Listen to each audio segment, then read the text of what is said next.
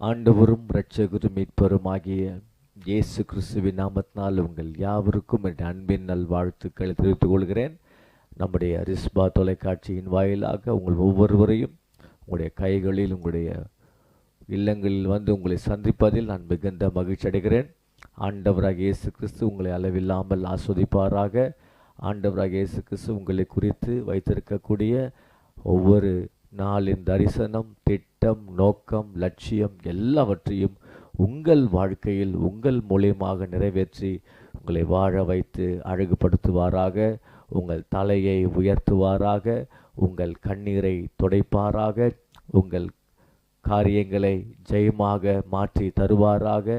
நீங்கள் எதிர்பார்த்திருக்கக்கூடிய அனைத்து காரியங்களும் உங்கள் வாழ்க்கையில் வந்து பலிக்கும்படிக்கு, வாய்க்கும்படிக்கு, உண்டாகும்படிக்கு, தோன்றும்படிக்கு உங்களுக்கு அவர் நன்மை செய்வாராக. எந்த இடத்தில் நீங்கள் தலை குனிந்து காணப்படுகிறீர்களோ அதே இடத்தில் உங்கள் தலையை நிம்மர செய்வாராக. உங்கள் சத்துருக்களுக்கு முன்பாக ஒரு பெரிய பந்தை ஆயத்தப்படுத்தி உங்கள் தலையணியால் அபிஷேகம் பண்ணி உங்கள் பாத்திரம் நிறைவு வரைய செய்து ஜீவனுள்ள நாளெல்லாம் நன்மையும் கிருபையும் தொடரும்படிக்கு செய்து உங்களோடு கூட அவர் இருக்கிறேன் என்பதை ஒவ்வொரு நாளும் நிரூபித்து காட்ட அவர் வல்லவராக இருக்கிறார். இயேசு நல்லவராக இருக்கிறார். இயேசு ஜீவிக்கிறவராக இருக்கிறார். ஆண்டவர் இயேசு கிறிஸ்து 2000 ஆண்டுகளுக்கு முன்பாக நம்முடைய எல்லா பாவங்களுக்காக சிலுவையில் தம்மைத்தான் ஒப்பு கொடுத்தார், ரத்தம் சிந்தினார். அவருடைய சரீரம் நமக்காக கிழிக்கப்பட்டது, அடக்கம் பண்ணப்பட்டார், 3ஆம் நாளே உயிரோடு கூட எழுந்தார். அந்த இயேசு கிறிஸ்து இன்றும் ஜீவிக்கிறார். இயேசு உயிரோடு கூட இருக்கிறார். ஆகவே இயேசு உயிரோடு இருக்கிறதுனால, இயேசு ஜீவிக்கிறதுனால அவரை நம்புகிற, விசுவாசிக்கிற, அவருக்காய் காத்திருக்கிற, அவருக்காய் எதிர்பார்த்து கொண்டிருக்கிற ஒவ்வொருவருக்கும் அவர் நன்மையை கொடுப்பார், உயர்த்துவார், வாழ வைப்பார், ஆஸ்வதிப்பாராக. இன்றைக்கு அந்த ஆண்டவராக இயேசு கிறிஸ்து உங்களுக்காக ஒரு விசேஷமான தீர்க்கதரிசன வார்த்தையை உங்களிடத்தில் அவர் பகிர்ந்து கொள்ள வேண்டும் என்று விரும்புகிறார்.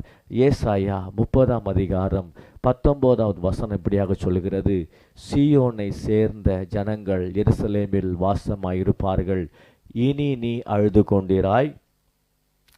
உன் கூப்பிடலின் சத்தத்துக்கு அவர் உருக்கமாய் இறங்கி அதை கேட்டவுடனே உனக்கு மறு உத்தரவு அருளுவார் என்று சொல்லி என் வேதம் சொல்லுகிறது. கர்த்தருடைய பிள்ளைகளே, ஆண்டவர் இன்றைக்கு உங்களை பார்த்து சொல்லுகிறார், சீயோனை சேர்ந்த ஜனங்கள் எருசலேமில் வாசமாயிருப்பார்கள்.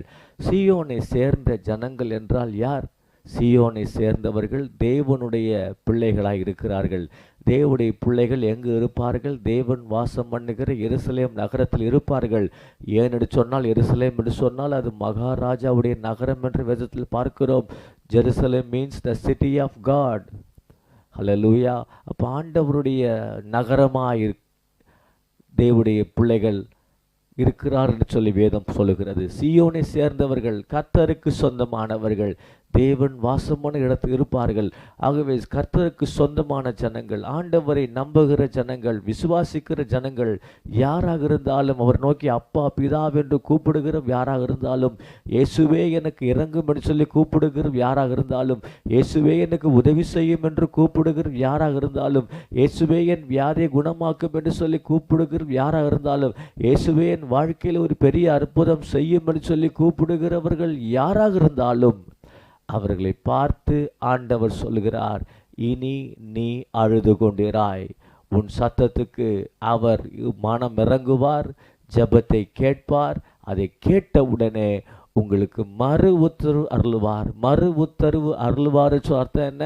உங்கள் ஜெபத்தை கேட்ட உடனே, உங்கள் விண்ணப்பத்தை கேட்ட உடனே, உங்கள் கண்ணீரை கண்ட உடனே ஆண்டவராக இயேசு கிறிஸ்து விரைவாக, உடனடியாக அவர் உங்களுக்கு ஜெபத்திற்கு பதிலை கொடுத்து உங்களை திருப்தியாய், உங்களை சமாதானமாய், உங்களை ஆசீர்வாதமாய், உங்களை நிறைவாய் வாழ வைக்க அவர் வல்லமுள்ள தேவனாக இருக்கிறார்.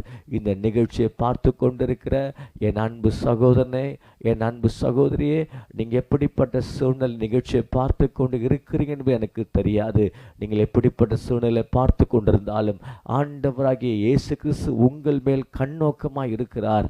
அவர் உங்களை பார்த்து சொல்கிறார், நீ என்னுடைய மகன், நீ என்னுடைய என்னுடைய மகள் நான் வாசம் பண்ணக்கூடிய நகரத்துக்கு சொந்தமான பிள்ளைகளாக இருக்கிறபடியால் என் ஜனங்கள் ஒருபோது வெட்கப்பட்டு போவதில்லை. என் ஜனங்கள் ஒருபோதும் அழக்கூடாது. என் ஜனங்கள் சந்தோஷமாக இருக்க வேண்டும். என் ஜனங்கள் ஆரோக்கியமாக இருக்க வேண்டும். என் ஜனங்கள் நிம்மதியாக இருக்க வேண்டும். என் பிள்ளைகள் மகிழ்ச்சியாக இருக்க வேண்டும். என் பிள்ளைகள் பரிசுத்த அலங்காரத்துடனே கர்த்தரை தொழுது கொள்ள வேண்டும் என்று சொல்லி ஆண்டவராகிய கர்த்தர் விரும்புகிறார். அன்புக்குரிய கர்த்தருடைய பிள்ளைகளை, ஆகவே கண்ணீரோடு, கவலையோடு, சஞ்சலத்தோடு, வேதனையோடு கூட என் மனைவி என்னை விட்டு பிரிந்து போய்விட்டார்கள், என் கணவர் என்னை விட்டு பிரிந்து போய்விட்டார், என் பிள்ளைகள் எங்களை விட்டு விலகி போய்விட்டார்கள், எங்கள் உறவுகள் எல்லாம் எங்களை கைவிட்டு விட்டார்கள், பிள்ளைகளுக்கு திருமண காரியத்தை நடத்தும்படிக்கு முயற்சி செய்து எல்லா காரியமும் எங்களுக்கு தடைகளாக இருக்கிறது சொல்லி அநேக நிகழ்ச்சியை பார்த்து கொண்டிருக்கிறீர்கள். அழுகையோடு பார்த்து கொண்டிருக்கிறீர்கள். பல முறை வியாபாரம் செய்து பல முயற்சிகள் எடுத்து நான் பார்த்து விட்டேன், ஒன்றும் எனக்கு வெற்றியை தரவில்லை என்று சொல்லி அழுகையோடு நிகழ்ச்சியை நீங்கள் பார்த்து கொண்டிருக்கிறீர்கள். திருமணமாகி அநேக ஆண்டுகள் ஆகிறது, ஆனால் இன்னும் பிள்ளை செல்வம் எங்கள் வாழ்க்கையில் இல்லையே, பிள்ளையை நாங்கள் கையில் எடுத்து மகிழ வேண்டுமே என்று சொல்லி அநேக சகோதரனும் சகோதரி திருமணம் ஆனவர்கள் இந்த நிகழ்ச்சியை கண்ணீரோடு கூட பார்த்து கொண்டிருக்கிறீர்கள். ஆண்டவராகிய கர்த்தர் உங்களை பார்த்து சொல்லுகிறார், இனி நீ அழுது கொண்டிருக்கிறாய். காரணம், எல்லா தடைகளை உடைத்து போடுகிற ஆண்டவராகிய கர்த்தர் தாமே எல்லா திருமண தடைகளை கர்த்தர் உடைத்து போடுவாராக. பிள்ளை பாக்கியத்தை கர்த்தர் கொடுப்பாராக. விசேஷமாக அநேகர் பலவீனத்தோடு, சுகவீனத்தோடு, வியாதியோடு கூட அநேகர் மருத்துவமனையிலிருந்து நிகழ்ச்சிங்க பார்த்து கொண்டிருக்கிறீங்க, வீடுகளிலிருந்து பார்த்து கொண்டிருக்கிறீங்க. ஆண்டவராகிய கர்த்தர் உங்களை பார்த்து சொல்லுங்க, என் கிருபை உனக்கு போதும், உன் பலவீனத்தில் என் பலம் பூரணமாய் விளங்கும், நானே உன் பரிகாரியாகிய கர்த்தர் வியாதியை உன்னை விட்டு விலக்குவேன் என்று சொல்லி ஆண்டவராகிய இயேசு கிறிஸ்து உங்களை பார்த்து சொல்லுகிறார். ஆகவே இனி நீ அழுது கொண்டிராய். அநேகர் நான் வீடு கட்டி கொண்டிருக்கிறேன், ஆனால் என்ன என் கையில் இருந்த பணத்தை வைத்து விட்டு வீடை நான் கட்டி கொண்டிருக்கிறேன், ஆனால் இன்னும் பண தேவைகள் இருக்கிறது, பொருள் தேவை இருக்கிறது, வேலை தாமதித்து கொண்டிருக்கிறது, பாதியில் வீடு கட்டக்கூடிய காரியமெல்லாம் பாதியில் நின்று கொண்டிருக்குன்னு சொல்லி அநேகர் கண்ணீரோடு நிகழ்ச்சியை பார்த்து கொண்டிருக்கிறீங்க. ஆண்டவர் உங்களை பார்த்து சொல்லுகிறார், இனி நீ அழுது கொண்டிராய். காரணம், உன் ஜெபத்தை நான் கேட்டேன், உன் கண்ணீரை கண்டேன். ஆகவே உனக்கு மறு உத்தரவு கொடுக்கும்படியாக, உனக்கு பதிலை கொடுக்கும்படியாக நான் பெரிய அற்புதம் செய்ய போகிறேன். சாதாரண அற்புதம் அல்ல, இயற்கைக்கு அப்பாற்பட்ட பெரிய அற்புதத்தை, மகத்தான அற்புதத்தை உனக்கு செய்ய போகிறேன் என்று சொல்லி ஆண்டவராகிய கர்த்தர் இன்றைக்கு இந்த நிகழ்ச்சியின் வாயிலாக உங்களோடு கூட அவர் தீர்க்க தரிசனமாக அவர் பேசி கொண்டிருக்கிறார். இதை பார்த்து கொண்டிருக்கிற கர்த்தருடைய பிள்ளைகளே, அன்பு சகோதரியே, வேலைக்காக நான் பல இடத்துல முயற்சி செய்து என்னுடைய பயோடேட்டாவெல்லாம் கொடுத்துட்டேன், ரெசியூமெல்லாம் நான் கொடுத்துட்டேன், என் ரெசியூமெல்லாம் வாங்கினவங்க கூப்பிடுறேன், கால் பண்ணுறேன், மெசேஜ் பண்ணுறேன் என்று சொல்லி பல வார்த்தைகளை சொல்லி பல நாட்கள் ஆகிறது, ஆனால் இன்னும் எனக்கு ஒரு நல்ல வேலை கிடைக்கவில்லை என்று சொல்லி வேலை இல்லாமல் கண்ணீரோடு நிகழ்ச்சி அநேகர் பார்த்து கொண்டிருக்கிறீர்கள். ஆண்டவராகிய கர்த்தர் உங்களை பார்த்து சொல்லுகிறார், இனி நீ அழுது கொண்டிராய். அநேக நிகழ்ச்சியை பார்த்து கொண்டிருக்கிறீங்க, வேலைக்காக வெளிநாடுக்கு போக முயற்சி பண்ணிட்டு இருக்கிறேன், ஆனால் அந்த முயற்சிகள் எல்லாம் எனக்கு ஒன்றும் கை கொடுக்கவில்லை, எல்லாம் எனக்கு தோல்வி தருகிறது. ஆகவே நான் மிகவும் கண்ணீர் சிந்துகிறேன், கவலைப்படுகிறேன், சோர்ந்து போகிறேன். அநேக நிகழ்ச்சியை பார்த்து கொண்டிருக்கிறீர்கள். ஆண்டவராகிய கர்த்தர் உங்களை பார்த்து சொல்லுகிறார், இனி நீ அழுது கொண்டிராய். காரணம், உன் கண்ணீரை நான் கண்டேன், உன் விண்ணப்பத்தை கேட்டேன், உனக்கு நிச்சயமாக பதிலை கொடுப்பேன், நிச்சயமாகவே முடிவு உண்டு, உன் நம்பிக்கை வீண் போகாதுன்னு சொல்லி ஆண்டவராகிய கர்த்தர் இன்றைக்கு உங்களை பார்த்து முகமுகமாய் சொல்லுகிறார். என் அன்புக்குரிய சகோதரியே, ஆகவே கலங்க வேண்டாம், இருதயம் துவள வேண்டாம், நீங்கள் சோர்ந்து போக வேண்டாம், இருதயம் கலங்காதிருப்பதாக ஆண்டவராகிய தேவனிடத்தில் விசுவாசமாய் இருங்கள். அவர் சொல்லுகிறார், தம்மிடத்தில் விசுவாசமாய் இருக்கிற ஒருவரையும் அவர் ஒருபோதும் கைவிடவே மாட்டார் என்று சொல்லி தம்மை நம்புகிறவர்களுக்கு கர்த்தர் அடைக்கலமாக இருக்கிறார். தம்மை நம்புகிறவர்களை கர்த்தர் கைவிட மாட்டார் என்று சொல்லி வேதத்தில் பார்க்கிறோம். அன்புக்குரிய கர்த்தருடைய பிள்ளைகளே, என் அன்பு சகோதரனே, மீண்டுமாக அந்த வார்த்தை உங்களை பார்த்து சொல்லுகிறேன், இனி நீ அழுது கொண்டிராய். இனி நீ அழுது கொண்டிராய் அர்த்தம் என்ன? இனிமே நீங்க அழ வேண்டாம், கண்ணீர் சிந்த வேண்டாம், கவலைப்பட வேண்டாம், சோர்ந்து போக வேண்டாம், சவால்களை பார்த்து நீங்கள் திகைப்படைய வேண்டாம். காரணம் உலகத்தில் இருப்பவனை காட்டிலும் உங்களுக்குள் இருக்கிற ஆண்டவராகிய இயேசு கிறிஸ்து அவர் பெரியவராகவே இருக்கிறார். உங்கள் வாழ்க்கையில் பெரிய அற்புதம் செய்ய வேண்டும் என்று விரும்புகிறார். உங்கள் வாழ்க்கையில் பெரிய மாற்றத்தை கொண்டு வர வேண்டும் என்று விரும்புகிறார். உங்களை உயர்த்த வேண்டும் என்று விரும்புகிறார். வாழ வைக்க வேண்டும் என்று விரும்புகிறார். உங்கள் கண்ணீரை துடைக்க வேண்டும் என்று விரும்புகிறார். உங்கள் துக்கத்தை எல்லாம் எடுத்துவிட்டு சந்தோஷத்தால் உங்கள் நிரப்ப வேண்டும் என்று விரும்புகிறார். ஆகவே வேதம் சொல்கிறது, கர்த்தரால் மீட்கப்பட்டவர்கள் ஆனந்த களிப்புடன் பாடி சீயோனுக்கு திரும்புவார்கள். நித்திய மகிழ்ச்சி அவர்கள் தலைமையில் இருக்கும், சஞ்சலமும் தவிப்பும் ஓடி போகும் என்று வேதத்தில் பார்க்கிறோம். அன்புக்குரிய கர்த்தருடைய பிள்ளைகளே, ஆகவே எந்த சூழ்நிலைகளை குறித்து கவலைப்படாதிருங்கள். காரணம், உங்கள் கவலைகளை போக்குகிற, உங்கள் கண்ணீரை துடைக்கிற, ஜெபத்தை கேட்கிற, உதவி செய்கிற, அற்புதம் செய்கிற, சமாதானம் கொடுக்கிற, சந்தோஷத்தை தருகிற, வெற்றியை தருகிற உன் ஆண்டவராகிய இயேசு கிறிஸ்து உங்கள் அருகாமையில் இருக்கிறார். உங்களுக்காக அவர் ஆவலாய் எதிர்பார்த்து கொண்டிருக்கிறார். உங்கள் கண்ணீரை துடைக்கும்படியாக, கவலைகளை மாற்றும்படியாக. எந்த இடத்தில் நீங்கள் தலை குனிந்து போனீர்களோ, வெட்கம் அடைந்தீர்களோ, துரத்தப்பட்டு போனீர்களோ, எந்த இடத்தில் நீங்கள் வேண்டாம் என்று சொல்லி உங்களை உதாசீனப்படுத்தினார்களோ, அதே இடத்தில் உங்கள் தலையை உயர்த்தி உங்களை ஆசீர்வதிக்க வேண்டும் என்று சொல்லி ஆண்டவராகிய கர்த்தர் விரும்புகிறார். ஆகவே அநேகர், மறுபடியும் சொல்லுகிறேன், என் மனைவி என்னை விட்டு பிரிந்து போய்விட்டார்கள், என் கணவர் போய்விட்டார், என் பிள்ளைகள் போய்விட்டார்கள், என் குடும்ப உறவுகள் எல்லாம் என்னை தனியாக விட்டு போய்விட்டார்கள், என்னுடைய நண்பர்கள் எல்லாரும் என்னை கைவிட்டு விட்டார்கள், எல்லாம் எனக்கு தோல்வியில் இருக்கிறதுன்னு சொல்லி அழுது கொண்டிருக்கலாம். கர்த்தர் உங்களை பார்த்து சொல்லுகிறார், இனி நீ அழுது கொண்டிராய். யூ வீப் நோ மோர் என்று வேதத்தில் பார்க்கிறோம். இனி நீ அழ வேண்டாம், அழ வேண்டிய அவசியமில்லை. கண்ணீர் துடைக்கும் கர்த்தர் உங்கள் அருகில் இருக்கிறார், உங்களுக்கு அற்புதம் செய்ய போகிறார். ஆகவே இதை பார்த்து கொண்டிருக்கிற என் அன்பு சகோதரி சகோதரியே, எப்படிப்பட்ட நிலைமையில் எங்கே இருந்தாலும், எந்த இடத்துல இருந்தாலும், ஆண்டவராகிய இயேசு கிறிஸ்து உங்கள் கண்ணீரை துடைப்பதற்கு அவர் வல்லமையுள்ள தேவனாக இருக்கிறார். ஆகவே கர்த்தர் உங்களுக்கு அற்புதம் செய்யும்படியாக, சுகத்தை கொடுக்கும்படியாக, சௌக்கியத்தை கொடுக்கும்படியாக, ஆரோக்கியத்தை வரப்பண்ணும்படியாக, உங்களுக்கு வெற்றியை கொடுக்கும்படியாக, சமாதானத்தை கர்த்தர் கொடுக்கும்படியாக, பிரிந்த உறவுகளை எல்லாம் கர்த்தர் சீர் பண்ணும்படியாக, பிரிந்து போனவங்க கணவனை கர்த்தர் கொண்டு வரும்படியாக, பிரிந்து போனவங்க மனைவியை கர்த்தர் கொண்டு வரும்படியாக, பிள்ளைகளை கர்த்தர் கொண்டு வரும்படியாக, நீங்கள் கையிட்டு செய்ய எல்லா வேலைகளை கர்த்தர் உங்களுக்கு வாய்க்க பண்ணும்படியாக உங்களுக்காக நான் ஜெபிக்க போகிறேன். எங்களை அதிகமாக நேசிக்கிற அன்பின் பரலோக பிதாவே, ஆண்டவரே, இந்த நாளிலே ஆண்டவரே கர்த்தாவே, இந்த நிகழ்ச்சியின் வாயிலாக உங்கள் பிள்ளைகளுக்கு ஆண்டவரே இனி நீ அழுது கொண்டா என்கிறதான தீர்க்க தரிசன வார்த்தையின் மூலமாக ஆண்டவரே நீர் பேசியிருக்கிறபடியால் உமக்கு ஸ்தோத்திரம்.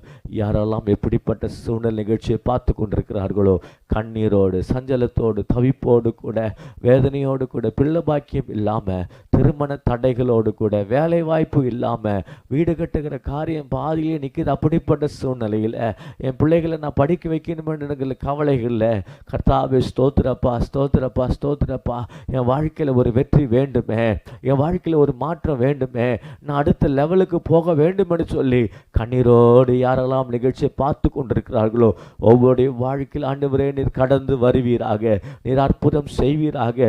இயற்கைக்கு அப்பாற்பட்ட அற்புதத்தை ஒவ்வொருவரும் பெற்றுக்கொள்ள என் ஆண்டவராகிய கர்த்தருடைய கரம் மகத்தான அற்புதத்தை செய்யும்படிக்கு ஜெபிக்கிறேன் கர்த்தாவே. ஹல்லேலூயா, ஹல்லேலூயா, ஹல்லேலூயா, ஹல்லேலூயா. ஆண்டவரே, யாரெல்லாம் கர்த்தாவின் நிகழ்ச்சியை என்னை எல்லாரும் அற்பமாக பார்க்குறாங்க, என்னை கேவலமாக நினைக்கிறாங்க, என்னை உதாசீனப்படுத்துகிறாங்க, என்னை நிந்திக்கிறாங்க, நான் வேலை செய்கிற என் வேலை ஸ்தலத்தில் என் கூட வேலை செய்கிற எல்லாரும் என்னை கேவலமாக பேசி என்னை பரியாசம் பண்ணுகிறார்களே, நான் எதையும் திருப்பி கேட்க முடியல, எல்லா துக்கத்தையும் மனசுக்குள்ளேயே நான் வச்சுட்டு இருக்கிறேன்னு சொல்லி கலங்கி கொண்டிருக்கிற, அழுது கொண்டிருக்கிற ஒவ்வொரு வாழ்க்கையிலையும் கர்த்தாவே நீர் அற்புதம் செய்யும்படிக்கு ஜெபிக்கிறேன், ஆறுதல் கொடுக்கும்படிக்கு ஜெபிக்கிறேன், சமாதானத்தை கட்டளிடும்படிக்கு ஜெபிக்கிறேன் கர்த்தாவே. ஆண்டவரே கர்த்தாவே ஸ்தோத்திரம் சொன்னீங்களப்பா. ஆண்டவரே, உங்கள் துக்கம் சந்தோஷமாய் மாறும் சொன்னீங்களே கர்த்தாவே. எல்லா துக்கத்தெல்லாம் சந்தோஷமாய் மாற்றி தகப்பனே இந்த நிகழ்ச்சியின் வாயிலாக நீர் அற்புதம் செய்யும்படிக்கு ஜெபிக்கிறேன். நிகழ்ச்சியை பார்த்து கொண்டிருக்க ஒவ்வொரு சகோதர சகோதரி வாழ்க்கையில் சுகத்தை பேசுகிறேன், பலனை பேசுகிறேன், வெற்றியை பேசுகிறேன், வாழ்வை பேசுகிறேன், விடுதலையை பேசுகிறேன், சௌக்கியத்தை பேசுகிறேன், சகல நன்மைகளை பேசுகிறேன், நிறைவை பேசுகிறேன், பூர்ணத்தை பேசுகிறேன். என் பிள்ளைகள் பிள்ளைகள் எல்லாவற்றிலும் வாழ்ந்திருக்க செய்வீராக, சுகித்திருக்க செய்வீராக. நன்மையினால் ஒவ்வொருவரும் கர்த்தாவே திருப்தியாக்கும்படிக்கு செபிக்கிற கர்த்தாவே, ஆண்டவரே நீர் ஒவ்வொருடைய கரத்தை பிடித்து நடத்துவீராக. ஆண்டவரை உயர்த்தி வாழ வைத்து அழகுபடுத்துவீராக. ஒவ்வொரு கர்த்தாவே மேன்மையுள்ள ஒரு வாழ்க்கை வாழ உதவி செய்வீராக. நீர் திட்டம் பண்ணி வைத்திருக்கிற வாழ்க்கை வாழ கர்த்தர் உதவி செய்வீராக. அவர்கள் விரும்புகிற வாழ்க்கை அல்ல, பரலோகத்தில் கர்த்தாவே நீர் விரும்புகிற உங்கள் மக்களை குறித்ததான வாழ்க்கை ஒவ்வொருவரும் வாழ அண்டு ஒவ்வொருவருக்கும் நீர் அனுகிரகம் செய்யும்படிக்கு ஜெபிக்கிறேன் கர்த்தாவே. வல்ல கருத்தில் ஒப்பு கொடுக்கிற கர்த்தாவே, ஜெபத்தை கேட்டதற்காய் நன்றி. ஆண்டவரே பதிலை கொடுத்ததற்காய் நன்றி. ஒவ்வொருடைய கண்ணீரையும் துடைத்ததற்காய் நன்றி செலுத்துகிறோம் ஆண்டவரே. இனி நீ அழுது கொண்டேராய் என்ற வார்த்தையின்படியே ஒவ்வொருவர் இந்த நாளிலிருந்து கர்த்தாவே கலக்கம் நீங்கினவர்களாக, துக்கம் நீங்கினவர்களாக, வியாகுலம் நீங்கினவர்களாக, எல்லா சவால்கள் நீங்கினவர்களாக சுகமுள்ள ஒரு வாழ்க்கை வாழ, வெற்றியுள்ள ஒரு வாழ்க்கை வாழ, நிம்மதியுள்ள ஒரு வாழ்க்கை வாழ கர்த்தர் கிருபை கொடுக்கும்படிக்கு செபிக்கிறேன் ஆண்டவரே. ஒவ்வொருவரையும் பாதுகாத்து கொள்ளுங்க, இரத்த கோட்டைகள் மூடிக்கொள்ளுங்க. நீர் தாம் ஒவ்வொரு அக்கினி மதிலாக இருந்து நடத்துவீராக கர்த்தாவே. ஒரு கரம் எப்பொழுதும் ஒவ்வொருவரையும் ஆண்டவரே வழி நடத்தும்படிக்கு செபிக்கிறேன். எல்லா துதிகன மகிமை ஒருவருக்கே செலுத்துகிறோம். இயேசுவின் மூலம் செபிக்கிறோம் எங்கள் ஜீவனுள்ள நல்ல பிதாவே, ஆமேன், ஆமேன். அன்பு கர்த்தருடைய பிள்ளைகளே, ஆண்டவராகிய கர்த்தர் ஜெபத்தை கேட்டார், உங்களை ஆசீர்வதிப்பார். நினைவில் கொள்ளுங்கள், நீங்கள் இனி அழ வேண்டாம். காரணம், உங்கள் கண்ணீருக்கு பதிலை கர்த்தர் தந்துவிட்டார். அற்புதத்தை கர்த்தர் கொடுத்து விட்டார். அதிசயத்தை கர்த்தர் உங்கள் வாழ்க்கையை செய்ய போகிறார். உங்கள் இருதயம் கலங்காதிருப்பதாக. நன்மையும் கிருபையும் உங்கள் தொடர்படிக்கு கர்த்தர் செய்வாராக. நீங்கள் சுகமாய் இருப்பீர்கள். தேவனுடைய சித்தம், திட்டம், நோக்கம் உங்கள் வாழ்க்கையில் நிறைவேற்றி கர்த்தர் உங்களோடு கூட இருக்கிறேன் என்பதை நிரூபித்து காட்டுவாராக. இனி நீ அழ வேண்டாம். கர்த்தர் உங்களை ஆசீர்வதிப்பாராக.